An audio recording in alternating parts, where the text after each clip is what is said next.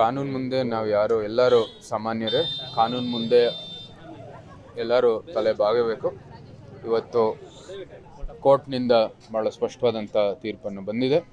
ಆದೇಶ ಮೇರೆಗೆ ಮುಂದುವರಿಬೇಕಾಗಿದೆ ಮತ್ತು ಆ ಪ್ರಕರಣ ಇವತ್ತು ಏನು ಮುಗಿದಿದೆ ಮತ್ತು ಅಂತ್ಯದಲ್ಲಿ ಬಹುಶಃ ಒಂದು ರೀತಿ ನ್ಯಾಯ ಸಿಕ್ಕಿದೆ. ಅವತ್ತು ಅನುಭವಿಸಿರ್ತಕ್ಕಂಥ ಏನು ಸಂತ್ರಸ್ತರಿಗೆ ನ್ಯಾಯ ಸಿಕ್ಕಿದೆ ಅನಿಸ್ತಾ ಇದೆ ಸರ್. ಇವತ್ತಿನ ಪ್ರಕ್ರಿಯೆ ಪ್ರಕಾರ ನ್ಯಾಯಾಂಗದಿಂದ ಇವತ್ತು ನ್ಯಾಯ ಸಿಕ್ಕಿರತಕ್ಕಂಥದ್ದು ನಾವು ನೋಡೋದು. ಇದು ಇವತ್ತಿನ ವ್ಯವಸ್ಥೆಯ ಪ್ರಕ್ರಿಯೆ. ಅದು ಇವತ್ತು ನ್ಯಾಯ ಸಿಕ್ಕಿರ್ತದ್ದು ಈ ಒಂದು ವ್ಯವಸ್ಥೆಯಲ್ಲಿ ಇದೇ ರೀತಿ ಆಗುತ್ತೆ. ಸಿಎಂ ಮತ್ತೆ ಡಿಸಿಎಂ ಇಬ್ಬರು ಕೂಡ ಏನು ಪ್ರತಿ ವಾರದ ಈಗ ತಿಂಗಳಲ್ಲಿ 5 ಬಾರಿ ದೆಹಲಿಗೆ ಹೋಗಿ ಬಂದಿದ್ದಾರೆ. ಒಂದಷ್ಟು ಏನು ನಾಯಕತ್ವ ಬದಲಾವಣೆ ವಿಚಾರಗಳು ಕೇಳಿ ಬರ್ತಾ ಇದೆ. ಒಂದಷ್ಟು ಏನು ಚರ್ಚೆಗಳು ನೀವು ನಾನು ಆ ಪಕ್ಷದಲ್ಲಿಲ್ಲ. ನಾನು ಭಾರತೀಯ ಜನತಾ ಪಾರ್ಟಿ ಪಕ್ಷದಲ್ಲಿದ್ದೀನಿ. ನನಗೆ ಮಾಹಿತಿ ಇಲ್ಲ. ನನ್ನ ಎಲ್ಲ ಮಾಹಿತಿ ಇರೋದು ನಿಮ್ಮಿಂದಾನೇ ಬಂದಿರತಕ್ಕಂಥದ್ದು. ಮಾಹಿತಿ ಇದ್ದರೆ ನಿಮ್ಮ ಜೊತೆ ಹಂಚ್ಕೋತೀನಿ. ಇದು ಭಾಳ ಸ್ಪಷ್ಟವಾಗಿ ನಾನು ಆಗಲೇ ಈ ವಿಷಯವನ್ನು ಎತ್ತಿದ್ದೀನಿ ಪಾರ್ಲಿಮೆಂಟಲ್ಲೇ, ಸಂಸತ್ತಿನಲ್ಲಿ. ಈ ಭಾಳ ಗಂಭೀರವಾದಂಥ ವಿಷಯ.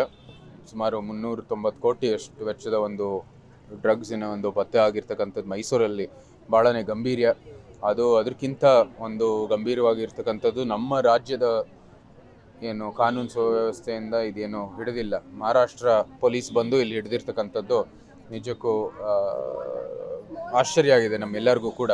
ನಮ್ಮ ಪೊಲೀಸನ್ನು ಏನು ಮಾಡ್ತಾ ಇದ್ದಾರೆ ಇಲ್ಲಿ ಮೈಸೂರು ರಿಂಗ್ ರೋಡಲ್ಲೇ ಇರ್ತಕ್ಕಂಥ ಒಂದು ಘಟಕ ನೀವು ಗಮನಿಸಿಲ್ಲ ಅಂದರೆ ನಾವೇನು ನಮ್ಮ ಕಾನೂನು ಸುವ್ಯವಸ್ಥೆ ಇದರ ಪರಿಸ್ಥಿತಿ ಏನು ಅಂತ ನಾವು ಪ್ರಶ್ನೆ ಮಾಡಬೇಕಾಗುತ್ತೆ. ಸರ್, ಈಗ ನೀವು ಲೋಕಸಭೆಯಲ್ಲಿ ಈ ವಿಚಾರ ಪ್ರಸ್ತಾಪ ಮಾಡಿರೋದಕ್ಕೆ ಶಾಸಕರಾಗಿರ್ತಕ್ಕಂಥ ತನ್ವೀರ್ ಸೇಠ್ ಅವರು ಟೀಕೆಯನ್ನು ಮಾಡಿದ್ದಾರೆ. ಯಾಕೆ ತಾವು ಕೂಡ ಒಬ್ಬರು ಜನಪ್ರತಿನಿಧಿ, ನೀವು ಕೂಡ ಆ ಕ್ಷೇತ್ರ ವ್ಯಾಪ್ತಿಗೂ ಸೇರ್ತೀರಾ, ನೀವು ಇದನ್ನ ನಿಮ್ಮ ಗಮನಕ್ಕೆ ಬಂದಿರಲಿಲ್ಲ?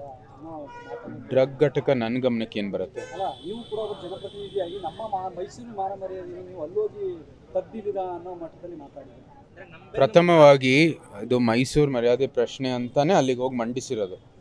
ನಮ್ಮ ಮರ್ಯಾದೆ ಪ್ರಶ್ನೆ, ನಮಗೆ ಪ್ರತಿಷ್ಠೆ ಪ್ರಶ್ನೆ, ಅದಕ್ಕಾಗಿ ಮಂಡಿಸಿರೋದು.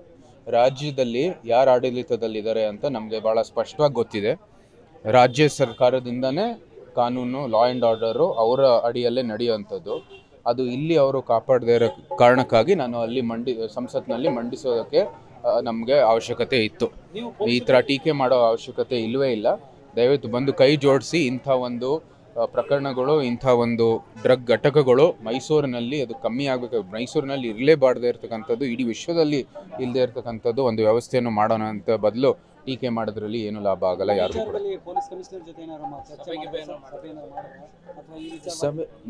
ರಾಜ್ಯದಲ್ಲಿ ಆಡಳಿತ ಪಕ್ಷ ಇದ್ರ ಬಗ್ಗೆ ಒಂದು ಗಮನ ಇಟ್ಕೊಂಡು ಮುಂದುವರಿಬೇಕಾಗಿರ್ತಕ್ಕಂಥದ್ದು ಅತಿ ಅವಶ್ಯ. ನಮ್ಮ ಕಡೆಯಿಂದ ಕ್ಷೇತ್ರ ವ್ಯಾಪ್ತಿ ಆದರೆ ನಾನು ಎಲ್ಲಿಗೆ ಪ್ರತಿನಿಧಿ ಅಂತ ದಯವಿಟ್ಟು ನಿಮ್ಮ ಗಮನಕ್ಕೂ ಬರಲಿ. ಈ ಕ್ಷೇತ್ರದ ಜನತೆಗೆ ಭಾಳ ಸ್ಪಷ್ಟವಾಗಿ ಗೊತ್ತಿದೆ ಮತ್ತು ಕ್ಷೇತ್ರದ ಜನಪ್ರತಿನಿಧಿಗಳಿಗೆ ನಾವು ಸ್ಪಷ್ಟವಾಗಿ ಹೇಳ್ತೀವಿ, ಕೇಂದ್ರದ ಪ್ರತಿನಿಧಿ ನಾವು. ಕೇಂದ್ರಕ್ಕೆ ನಮ್ಮ ಜನತೆ ಆಯ್ಕೆ ಮಾಡಿರ್ತಕ್ಕಂಥದ್ದು. ನಾವು ಇಲ್ಲಿಯ ಸ್ಥಳೀಯ ಒಂದು ಏನು ಲಾ ಆ್ಯಂಡ್ ಆರ್ಡರ್ ಅಧಿಕಾರಿಗಳಿದ್ದಾರೆ ಅವ್ರ ಜೊತೆನೂ ಚರ್ಚೆ ಮಾಡ್ತೀವಿ. ಆದರೆ ರಾಜ್ಯದಲ್ಲಿ ಲಾ ಆ್ಯಂಡ್ ಆರ್ಡರು ರಾಜ್ಯ ಸರ್ಕಾರದ ಸಬ್ಜೆಕ್ಟ್, ಸ್ಟೇಟ್ ಸಬ್ಜೆಕ್ಟ್. ಅದು ಭಾಳ ಸ್ಪಷ್ಟವಾಗಿ ಎಲ್ಲರಿಗೂ ಗೊತ್ತಿರಬೇಕಾಗಿರ್ತದೆ ಅಂತ.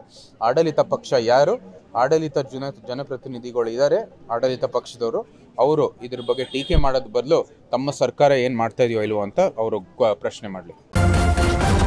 ನ್ಯೂಸ್ ಫಸ್ಟ್, ನಿರ್ಭೀತಿಯಿಂದ ನಿಮ್ಮ ಪರವಾಗಿ.